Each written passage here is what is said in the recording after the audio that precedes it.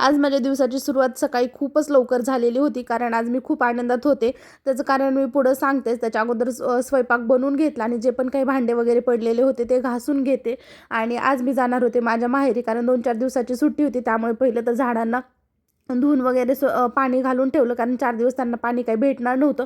भांडे वगैरे घासल्यानंतर लगेच किचन ओटा पूर्णपणे क्लीन करून घेतला, कारण थोडी जरी घाण वगैरे राहिली तर मग झुरळ वगैरे होण्याची शक्यता असते. त्यामुळे गावाकडे जाण्याच्या अगोदर मी पूर्ण जे आहे ते क्लीन वगैरे करून घेते. टिफिन पॅक केला आणि मी कुठेही जायचं असेल तर घरून चपाती आणि भाजी बनवून घेते. कारण म्हणजे बाहेरचं खायला देण्यापेक्षा जे आहे ते घरचं खाल्लेलं कधीही चांगलं. फराळ मी खूप खूप जास्त काही बनवला नव्हता, फक्त करंजी आणि शंकरपाळे बनवले होते, ते घेतले. आणि त्याच्यानंतर पहिलं तर पूजा करून घेतली, कारण गावी कुठेही जायचं असेल तर मी पहिलं तर देवपूजा करून घेते. आणि आता 2-4 दिवस झाडांना पाणी काही भेटणार नव्हतं, त्याच्यामुळे पहिलं तर जे आहे ते सगळ्या झाडांना छान असं पाणी घालून घेतलं. पावसाची काही कमतरता नाही, तरी पण पावसाचं पाणी जे आहे ते झाडांना भेटत नाही, त्यामुळे पाणी घालून घेतलं आणि आमचा प्रवास जो आहे तो सुरू झाला.